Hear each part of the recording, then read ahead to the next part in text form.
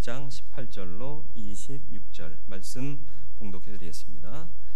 사무엘은 어렸을 때 세마포 에봇을 입고 여호와 앞에서 섬겼더라. 그의 어머니가 매년 드리는 제사를 드리러 그의 남편과 함께 올라갈 때마다 작은 겉옷을 지어다가 그에게 주었더니 엘리가 엘가나와 그의 아내에게 축복하여 이르되 여호와께서 이 여인으로 말미암아 내게 다른 후사를 주사 이가 여호와께 간구하여 얻어 바친 아들을 대신하게 하시기를 원하노라 하였더니 그들이 자기 집으로 돌아가매 여호와께서 한나를 돌보시사 그로 하여금 임신하여 세 아들과 두 딸을 낳게 하셨고 아이 사무엘은 여호와 앞에서 자라니라. 엘리가 매우 늙었더니 그의 아들들이 온 이스라엘에 행한 모든 일과 회막문에서 수종드는 여인들과 동침하였음을 듣고 그들에게 이르되 너희가 어찌하여 이런 일을 하느냐? 내가 너희의 악행을 이 모든 백성에게서 듣노라. 내 아들들아 그리하지 말라. 내게 들리는 소문이 좋지 아니하니라. 너희가 여호와의 백성으로 범죄하게 하는도다. 사람이 사람에게 범죄하면 하나님이 심판하시려니와 만일 사람이 여호와께 범죄하면 누가 그를 위하여 간구하겠느냐 하되 그들이 자기 아버지의 말을 듣지 아니하였으니 이는 여호와께서 그들을 죽이기로 뜻하셨음이더라. 아이 사무엘이 점점 자라매 여호와와 사람들에게 은총을 더욱 받더라. 아멘. 오늘도 말씀 앞에 섰습니다. 주의 말씀으로 우리를 권면하시고 깨달아 알게 하시고 깨달아 안 대로 행하는 믿음의 사람 되게 하여 주옵소서. 성령께서 지혜의 영으로 역사하여 주옵시기를 예수 그리스도의 이름으로 기도드리옵나이다. 아멘. 우리 최신혜 집사님이 항암 치료를 받으셔서 면역력이 많이 떨어지셨어요. 그래서 오늘 예배에 오셨는데 꽁꽁 무장하고 오셨습니다. 반갑다고 막 손 잡고 이러지 마시고요. 조금 썰렁하게 대해주시면 좋겠어요.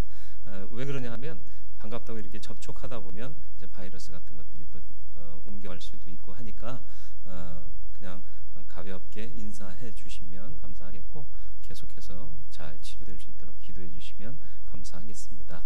아픈 가운데서도 주님을 예배함을 귀한 것으로 여기고 귀한 자리에 나온 그 믿음 하나님께서 복 주실 줄 믿습니다. 네, 철든 사람이다 생각이 됩니다. 네. 철없는 아이, 철없는 사람, 철부지 이런 말 들어보셨나요? 한동안 이제 겨울나라라는 정확한 명칭을 쓰면 광고가 되는 거라 제가 겨울나라로 바꾼 거예요. 왕이 다스리는 나라 있잖아요.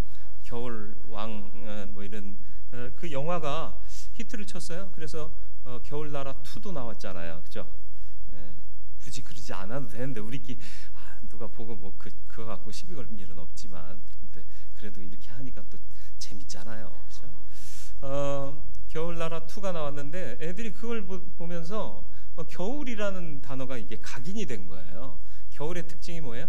눈, 얼음이잖아요. 그러니까 예전에 제가 작년 봄이 왔어요. 근데 이제 봄이 와도 꽃샘추위 때문에 간혹 봄에도 눈이 내릴 때가 있어요. 근데 엄마가 카페에 앉아가지고 친구들하고 막 수다를 떠는데 아이는 창가에 이렇게 붙어가지고 거리를 내다보니까 눈발이 날리는 거예요. 그러니까 엄마한테 엄마 겨울이야 그러더라고요. 봄이 왔는데 봄인데 봄에도 눈이 내릴 수 있잖아요. 근데 눈이 왔다고 겨울이야 라고 얘기하더라고요. 그러니까 애들을 철 없다 그래요. 철이 없잖아요. 아니 나를 못 믿는겨? 그래서 철부지라는 말이 뭐예요? 철을 부지한다, 알지 못한다는 거예요. 어른들은 추워도 봄인 줄 알잖아요. 눈이 내려도 봄에 눈이 내리는구나 아는데 아이들은 눈이 오니까 겨울인 거예요. 얼음이 얼었으니까 겨울인 거예요. 시대를 구분 못하면 철없는 사람이 되고 시대를 깨우치지 못하면 철부지가 되는 거예요. 믿음 안에서도 마찬가지예요. 그저 지금 잘 살고 있어. 환상적인 눈이 인생에 내리고 있어. 그렇다고 해서 내가 원하는 그 계절이야 라고 착각하면 안 된다는 거예요. 이미 다른 계절에 살고 있는데 눈은 잠시 내릴 수 있고요. 때로는 꽃이 잠시 필 수도 있어요. 그러나 겨울은 겨울일 수 있고 봄은 봄일 수 있는 거예요. 하나님의 역사에 맞춰서 하나님이 어떤 시기를 우리에게 살게 하셨는가를 아는 것이 철을 아는 사람이에요. 철든 사람입니다. 믿음에서 철든 사람으로 사실 수 있기를 축원합니다. 아이 사무엘은요, 인간적으로 봤을 때는 철부지고 철없는 아이였을지는 모르지만 믿음 안에서는 철든 아이였습니다.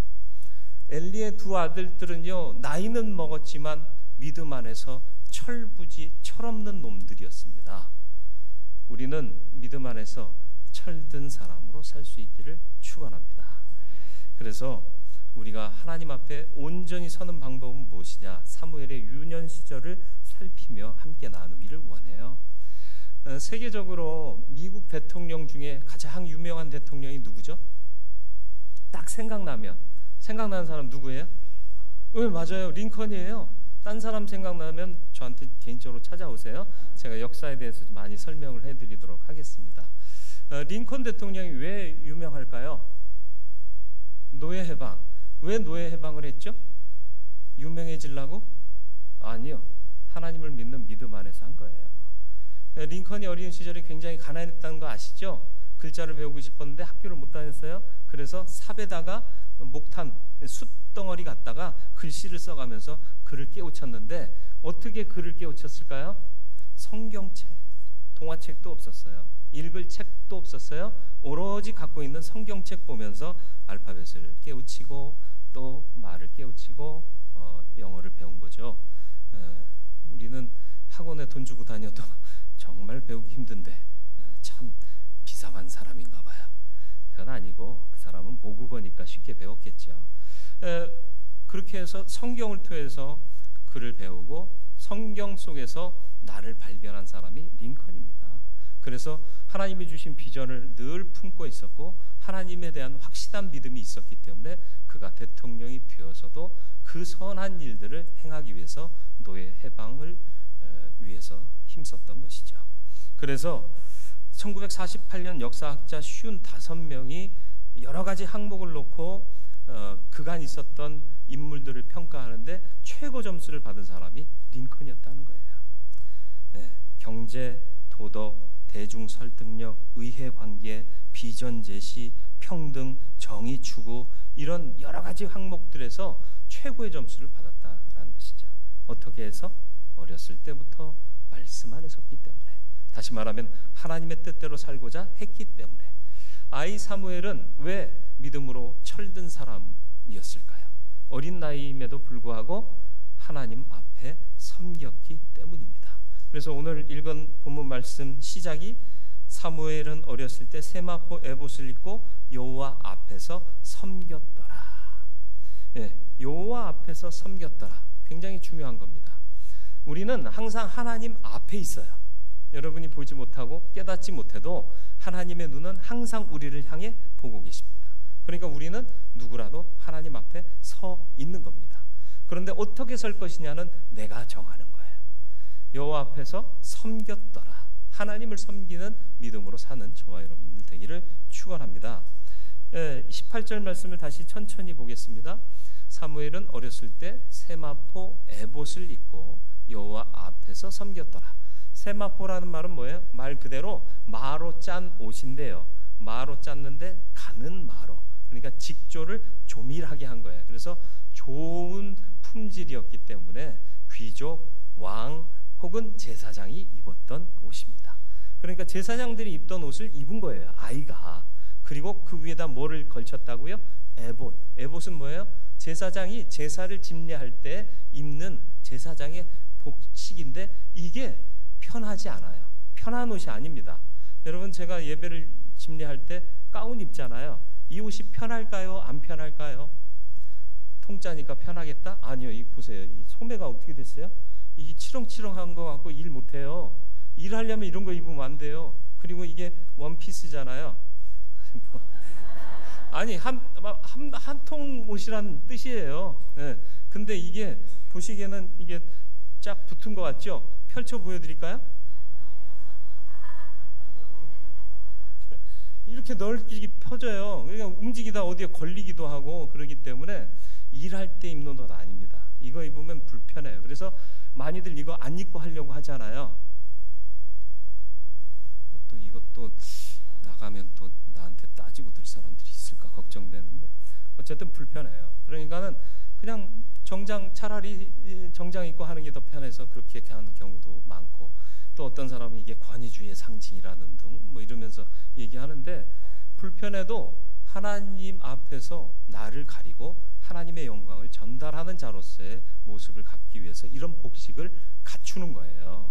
우리가 제사장이 아니기 때문에 제사장의 에봇을 걸치지는 않지만 이제 예수 그리스도의 사도권을 이어받은 자로서 예배를 집례하기 위해서 옛날에는 사제복을 입었잖아요. 그런데 우리가 캐톨릭에서 분리되어 나오면서 사제복은 또 우리가 입을 수 없었기 때문에 교회 전통적으로 이어지는 이 가운을 입게 된 거죠. 그래서 뭐 가운의 시작이 누구 때문이다, 누가 어떻게 해야 된 거다, 이 말은 많지만 예배를 집례하는 집례자로서 이 옷을 입고 하는 것은 마땅한 거라고 저는 생각해요. 근데 어쨌든 불편하잖아요. 근데 에봇이라는 옷은 더 불편해요. 여러분 에봇이 궁금하시면 누구한테 물어보라? 네, 그 선생님한테 물어보세요. 그러면 그림까지 상세하게 잘 나와 있습니다. 그러니까 보시면 쉽지 않아요. 입기도 쉽지 않고 그거 입고 움직이기도 쉽지 않아요. 그런데 사무엘이 언제 그랬다고요? 그걸 언제 입었다고요? 어렸을 때, 아이일 때. 애들은 어떻게 살아요? 보통 뒹굴뒹굴, 그죠? 흙에서도 뒹굴고 방에서도 뒹굴고 어디서든지 뒹굴고 놀고 넘어지고 자빠지고 그러잖아요. 그런데 아이 사무엘은 그 불편한 옷을 입고 여호와를 섬겼더라. 얘는 뛰어놀고 싶지 않았을까요? 얘는 뒹굴고 놀고 싶지 않았을까요? 아이인데요. 그럼에도 불구하고 하나님 섬기는 것이 마땅한 일이고 귀한 일인 걸 알았기 때문에 철든 자의 자세로 좀 불편해도 바르게 하나님 앞에 섬겨야겠다는 마음으로 이 불편함을 감수했다라는 겁니다. 오늘 우리의 예배와 하나님 앞에서의 믿음을 좀 살필 필요가 있습니다. 우리는 너무 편한 위주로 가고 있지는 않은가? 편한 자세로 하나님을 대하고 있지는 않은가? 여러분의 예배가 편안한 예배 되지 않기를 축원합니다. 바른 예배 되기를 바라요. 빨리 끝나는 예배 되지 않고 바르게 드려지는 예배가 되기를 바라요. 길고 짧음이 중요한 게 아니라 바르게 드려졌느냐가 더 중요하다는 사실을 인지하실 수 있기를 바라고, 바르게 하려면 조금은 불편해지는 것을 감수하셔야 된다는 사실을 잊지 마시길 바랍니다. 그래서 오늘 우리의 예배가 하나님을 기쁘시게 하는 예배, 하나님께 초점이 맞춰지고 하나님 앞에 섬기는 자로서 서는 온전한 예배자, 또 하나님의 사람들 되기를 주님의 이름으로 축원을 드립니다. 이렇게 헌신하고 섬기고 할 수 있었던 것은 부모님의 보이지 않는 뒤에 조력이 있었던 거죠. 그게 기록되어 있지 않습니까? 네, 매년 드리는 제사에 어머니가 그의 남편과 함께 올라갈 때 작은 겉옷을 지어다가 1년에 한 번씩 옷을 지어다 입힌 거예요. 그러니까 그것이 결국은 어떤 복으로 이어지느냐? 여호와께서 한나를 돌보시사 그로 하여금 임신하여 새 아들과 두 딸을 낳게 하셨다. 하나님께 드렸더니 더 많이 복 주셨더라. 태의 문이 막혔던 여인이 하나님의 은혜로 열리고, 하나님께 드렸더니 첫 아들을 드렸더니 하나님께서 더 많은 자녀로 복 주시더라. 이런 복을 받아 누릴 수 있고, 이게 우리의 간증되는 믿음의 삶을 살 수 있기를 축원합니다. 내가 드렸더니 더 많이 주셨다. 내가 하나님 앞에 불편하지만 바르게 섬겼더니 하나님께서 내 삶을 책임져 주셨다. 사무엘처럼 부정적인 사건이 한 번도 없었던 사람이 많지 않습니다. 사무엘은 그리고 다윗 왕을 세운 멘토였습니다. 다윗 왕이 이스라엘 역사의 가장 위대한 왕이잖아요. 그래서 이스라엘 국기에 보면 별 그려져 있는데 그 별이 이름이 뭐라고요? 다윗의 별이요. 그냥 별 해도 되는 걸 다윗의 별이라고 그래요. 다윗이 그렇게 이스라엘 역사에서는 잊혀질 수 없는 왕인 거예요. 나라 하면 다윗, 다윗의 나라. 그리고 예수가 누구라고요? 다윗의 후손이잖아요. 별로 안 친하신가 봐요. 다윗이라는 존재가 그렇게 위대한데 그 다윗을 만들어낸 사람이 누구냐? 물론 하나님이 만드셨지만 그를 왕으로 세울 수 있게 하고 왕이 될 수 있게 하고, 어려울 때 그가 원하는 것들을 주님께 구하고 하나님 앞에 구하여서 얻게 한 사람이 바로 사무엘이었다. 그 사무엘의 이런 영적 가마력과 능력이 어디로부터 왔느냐? 어린 시절부터 불편하지만 하나님을 바로 섬기는, 여호와 앞에서 섬기던 이 삶을 통해서 나타나게 되었더라라는 것입니다. 저와 여러분들도 여호와 앞에 섬기는 자로 설 수 있기를 축원합니다. 물론 나이 많아서부터 결단하고 시작하면 잘 안 돼요. 여러분 운동할 때도요, 제대로 좀 배워보겠다 해서 어디 등록해서 배우시잖아요. 그럼 뭐부터 바로 잡아줘요? 자세부터 바로 잡아요. 자세를 잡아주는데도 꼭 옛 버릇이 나와요. 쉽지 않습니다. 그러나 쉽지 않아도 하나님 앞에 섬기는 자로 바로 서기 위해서는 자세 교정이 필요해요. 그러니까 지금부터 조금씩 바로 잡아 가시면 주님 나라 들어갈 때는 완전한 예배자로 하나님 앞에 서게 될 줄로 믿습니다. 두 번째로 또 다른 모습의 사람들이 보이네요. 누구예요? 여호와 앞에 악행한 자들이요. 사무엘은 어린 나이인데도 영적으로 철이 들어서 여호와 앞에 잘 섬기는 자였는데, 여호와 앞에 악행한 자들이 있었어요. 누구예요?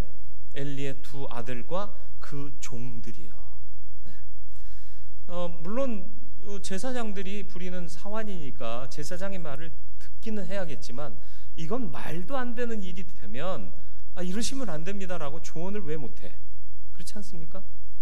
조언 안 하고 잘한다라고 부추기는 사람은 문제가 있어요.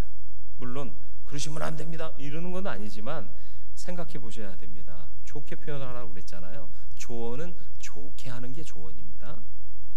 그런데 엘리의 두 아들과 사환들은 악행을 자행했습니다. 하나님이 보이지 않으니까 자기들이 하나님 앞에 있는지를 모르는 거예요. 사무엘은 하나님을 아니까 내가 하나님 앞에서 이렇게 살아야겠다는 것을 결단한 케이스고요. 요셉도, 구약의 요셉도 마찬가지 아닙니까? 하나님 앞에 내가 서 있는 것을 알아요. 그러니까 누가 보든 안 보든 신실하게 일합니다. 그러니까 주인도 만족스럽고, 나중에 감옥에 오해를 받아서 갔는데도 불구하고 거기서도 성실하게 일하니까 감옥의 간수장이 얘한테는 일 맡겨도 되겠다, 신뢰하고 맡기게 되잖아요. 왜 성실하게 일했어요? 남이 보든 안 보든 중요하지 않아요. 하나님이 보고 계시니까. 이게 믿음인 거예요. 그런데 엘리의 두 아들들은 어떻게 했다고요? 하나님을 몰라요. 하나님을 몰라요. 그러니까 하나님이 계신지 안 계신지도 모르니까 자기 마음대로 행하는 거예요. 악행하면서도 자기가 악을 행하는지도 모르는 거예요. 우리가 앞서 읽었습니다. 17절 말씀, 이 소년들의 죄가 여호와 앞에서 심히 크면 그들이 여호와의 제사를 멸시함이었더라. 이 사람들이 누구라고요? 제사장들이에요. 엘리의 두 아들들이 제사장이잖아요. 제사장인데 여호와의 제사를 멸시했어요. 제사장이 여호와의 제사를 멸시한다는 게 말이 돼요? 말이 안 되는 일이 인간들 사이에서는 벌어지고 있답니다. 교회 다닌다고 다 교인인가요? 교회 다닌다고 다 성도인가요? 아닙니다. 그렇지 않습니다. 더 기가 막힌 것은 뭐예요? 12절 말씀, 우리가 앞 시간에 나눴던 말씀입니다만은, 엘리의 아들들은 행실이 나빠 여호와를 알지 못하더라. 하나님을 알지 못하는 거예요. 행실이 나쁘다 그랬지만 이거요, 개역 한글판에는 뭐라고 기록됐는지 아세요? 불량자라 그랬습니다. 불량한 놈이라는 뜻이에요. 불량한 놈, 이 말이 더 느낌이 있죠. 행실이 나쁜 사람, 너무 좋게 표현한 거예요. 개역 개정 번역하면서 오류라고까지는 말할 수 없지만 좀 더 정확하게 번역하려면 나쁜 놈 그랬으면 더 나아요. 이건 진짜예요. 히브리어법상 엘리알, 제가 말씀드렸잖아요. 나쁜 놈 새끼. 제가 뭐 그 끝발음까지는 정확하게 못하겠습니다만은 그런 표현 써야 되는 거예요. 불량한 놈 이렇게 써야 되는 건데 행실이 나빠, 너무 거룩하게 바꿨어요. 행실이 나쁜 건 불량한 놈이, 나쁜 놈이, 구구단을 외고 싶잖아요, 그죠? 그런 행악한 거예요. 하나님 앞에서 어떤 이는 온전하게 섬기고 어떤 이는 행악하고. 왜 그럴까요? 아느냐 모르느냐. 하나님의 함께 하심을 믿고 사느냐 믿지 못하느냐. 저도 이제 운전을 즐겁게 하는 편입니다. 즐겁게 한다는 건 뭘까요? 신호등을 읽는 방법이 보통 사람과 달라요. 파란불은 퍼뜩 가고, 빨간불은 빨랑 가고, 노란불은 황색등이니까 황급히 가고. 그래서 이제 그런 스타일로 운전하면 교인들의 믿음이 성장해요. 막 이렇게 가면 뒤에서 다들 막 꼭 붙잡고 주여 주여 하잖아. 가끔 그렇게 운전할 필요가 있지만 늘 그렇게 하면 안 되죠. 근데 제가 그렇게 하는 편인데 안 그럴 때가 있어요. 누구를 모실 때? 어른을 모실 때. 어른들 모시면 조심스럽게 하잖아요. 그리고 또 선배 목사님 앉아 계신데 내 스타일로 하면 되겠어요? 안 되겠어요? 안 되잖아요. 그러니까 모시고 사는 사람의 삶의 모습인 어떠냐 단적으로 비유한 말씀인 거예요. 내가 주님을 모시고 살면 내 마음대로 달릴 수 있을까요? 아니요, 못 달려요. 달리고 싶어도 조심하게 되죠. 그리고 확 꺾고 싶어도 확 꺾을 수 있다 없다? 못 꺾어요. 부드럽게 꺾어야죠. 무슨 말인지 아시겠어요? 인생을 난폭 운전하시는 분들이 있어요. 냅둬, 난 그렇게 살겨. 아니, 그건 네 맘대로지만 그러면서 믿는다고 하지 마. 그 얘기예요. 믿는 사람이라면 하나님 모시고 사는 사람이에요. 그러면 화가 난다고 확 꺾으면 되겠어요? 안 되겠어요? 안 돼요. 하나님 창문에다 들이박으세요. 부드럽게 하셔야 돼요. 부드럽게 꺾어야 돼요. 물론 내 마음 막 불타요. 그러나 하나님 모시고 살다 보면 어느샌가 그게 내 삶의 스타일이 됩니다. 저희 형님이 운전병이었어요. 군대로 운전병으로 갔다 왔어요. 그 옆에 타면 난 막 답답해 죽어. 좀 밟어, 꺾어. 근데 안 가. 왜요? 이 운전병들은 누구를 모시고 다녔어요? 상관들을 모시고 다녔잖아요. 그러니까 밟으면 어떻게 돼요? 뒤통수 날아가는 겨. 시계 그 어디서 밟어? 확 꺾으면 어떻게 돼요? 똑바로 안 해? 그리고 얻어맞는 거예요. 그러니까 그게 삶으로 배우니까 누구를 태워도 안전하게 부드럽게 이렇게 가는 거예요. 무슨 말 하려는지 아시겠어요? 하나님 모시고 사는 사람은 안전하게 부드럽게 온유하게 그것을 성경적으로 표현하면 빨리 가는 게 중요한 게 아니라 바르게 가는 게 중요하니까 그렇게 사는 저와 여러분들 되기를 주님의 이름으로 축원을 드립니다. 그런데 이들은 아버지의 말조차도 안 듣네요. 하나님이 안 보여서 알지 못해서 하나님 앞에서 행악하고 있었다고는 한들 아버지가 얘기하잖아요. 야, 너희들 그러면 안 돼. 사람의 잘못은 하나님이 심판하시는데 너희가 하나님 앞에 잘못하면 누가 너희를 위해서 강구할 도리가 없다. 그러니까 그러지 마라 그랬는데 그 아들들이 들었다 안 들었다? 안 들었다는 거예요. 25절이요.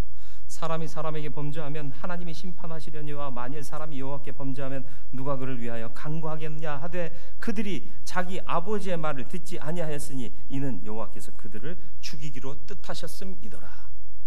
하나님이 죽이려고 그놈들을 죽이려고 아예 못 듣게 하셨나요? 그런 표현인가요? 아니요. 그게 아니라 죽을 짓 하고 있더라는 얘기예요. 아버지의 말이라도 듣고 돌아섰으면 하나님께서 죽이기로 작정하지 않으셨을 거예요. 가도 너무 간 거예요. 돌아올 수가 없는 게 돌이키질 않는 거예요. 우리는 하나님 앞에 사는 자입니다. 그리고 하나님을 모시고 사는 자들입니다. 그에 합당하게 살아갈 수 있는 저와 여러분들 되기를 주님의 이름으로 축원을 드립니다. 그렇게 사는 사람 여호와와 사람들에게 은총을 더욱 받더라. 마지막 읽었던 26절 말씀 같이 한번 다시 읽어볼까요? 26절 말씀입니다. 아이 사무엘이 점점 자라매 여호와와 사람들에게 은총을 더욱 받았더라. 같이 못 읽는 이유는 뭐죠? 화면에 안 떠서. 그럼 여러분의 성경책은 어디에 펴져 있어요? 덮어놓고 믿으시는군요. 열고 믿으라고 그랬잖아요. 성경책은 덮어놓고 믿는 게 아니라 열고 믿으셔야 돼요. 그래서 요즘 교회마다 목회자마다 갈등하는 부분이 뭔 줄 아세요? 고민하는 부분이 뭔 줄 아세요? 성경 말씀마저도 띄울 거냐 아니면 직접 이 말씀을 읽게 할 거냐. 갖고 다니느냐 안 갖고 다니냐는 둘째 문제고요. 이걸 안 펴서 읽는 경우가 너무 많다는 거예요. 여러분, 디지털 세상이 되다 보니까 원하는 거 클릭하면 그 장만 나와요. 옛날에는요, 콘사이즈 아세요? 콘사이즈가 뭔 줄 아세요? 영어 사전이요. 옛날에는 영어 사전 찾아서 영어 단어 찾았잖아요. 요즘 전자사전 아니면 인터넷 아니면 핸드폰으로 찾아요. 그러니까 그 단어만 보여요. 근데 옛날 콘사이즈는 딱 보면 serious, 옆에 뭐가 있어요? Caesar, 뭐 이런 것들이 있단 말이에요. 발음이 안 좋아서 여러분이 못 알아듣는 건 알아요. 근데 이 C로 시작하는 단어 중에 옆에 보면 여러 가지 단어들이 많이 나와 있잖아요. 이 단어 찾다가 그 옆에 단어도 보는 거예요. 그럼 연결해서 공부가 되는 거예요. 그러니까 사고의 폭이 넓어지는 거예요. 활자를 보느냐 문자를 보느냐는 다른 거예요. 활자를 보면요, 읽다가도요, 앞에 가서 또 읽을 수도 있고 뒤를 넘겨서 읽을 수도 있어요. 다 넓어지는 거예요. 연결되는 거예요. 근데 이걸로 보면요, 이것만 보게 되는 거예요. 집중이요? 아니요. 우리는 집중해야 될 거는 집중 못하고 넓게 봐야 할 걸 못 보니까 사람들이 좁아지는 거 아닙니까? 이건 설교 아닌데.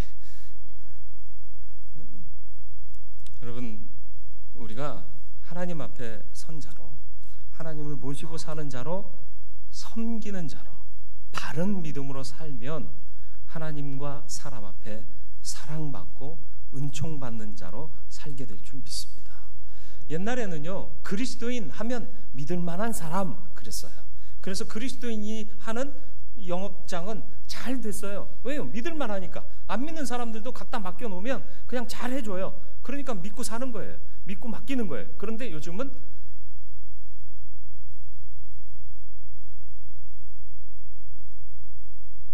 여러분이 지금 들으셨죠? 제가 말하지 않아도 여러분 들으셨잖아요. 그대로예요. 다시 회복해야 됩니다. 믿는 자는 하나님 믿는 자답게 사는구나. 야, 역시 믿을 만한 사람은 믿는 자밖에 없구나. 이런 것들을 세상으로부터 다시 우리가 회복해야 될 우리의 모습인 것을 알길 바랍니다. 아니, 그들에게 인기를 얻기 위해서, 그들에게 신뢰를 얻기 위해서가 아니라 그것이 마땅한 사람의 모습이기 때문에요. 하나님 앞에 은총을 받은 자는 사람에게도 은총받아요. 예수께서도 마찬가지로 누가복음 2장 51절로 52절 말씀 보면요, 뭐라고 나와 있죠? 예수께서 함께 내려가서 나사렛에 이르러 순종하며 받드시더라. 하나님 뜻대로 순종하고 하나님께서 명령하신 모든 일을 받드셨어요. 그 어머니는 이 모든 말을 마음에 두니라. 예수는 지혜와 키가 자라가며 하나님과 사람에게 더욱 사랑스러워 가시더라. 하나님께로부터 사랑받으니까, 하나님 뜻대로 받들어 섬기니까 하나님이 사랑해 주시고, 하나님이 사랑하시니까 사람들로부터도 사랑받게 되더라. 저와 여러분들의 믿음의 삶이 이와 같이 되기를 주님의 이름으로 축원을 드립니다. 여호와 앞에 섬기는 삶을 사시기를 축원합니다. 다른 것으로가 아니라 하나님을 향한 온전한 믿음으로, 빨리 편안한 것보다 바른 것을 선택하는 저와 여러분들 되기를 축원합니다. 여호와 앞에서 악행해서는 안 됩니다. 하나님을 아시길 바랍니다. 하나님을 모시고 사는 삶임을 잊지 마시길 바랍니다. 그래서 하나님 앞에 완전한 자 되시길 바라고, 훈계를 멸시하는 어리석은 자 되지 말고요, 사람을 통해서 주어지는 훈계를 마음에 새기고 바꾸고 돌아서고 주님 앞에 회개할 수 있는 믿음으로 나아갈 수 있기를 바라고, 여호와와 사람들에게 은총받는 삶을 사는 하나님의 사람들 되시기를 주님의 이름으로 축원을 드립니다. 말씀을 생각하며 기도하기를 원합니다. 함께 기도하겠습니다. 거룩하고 자비로우신 아버지 하나님, 여호와 앞에서 섬기는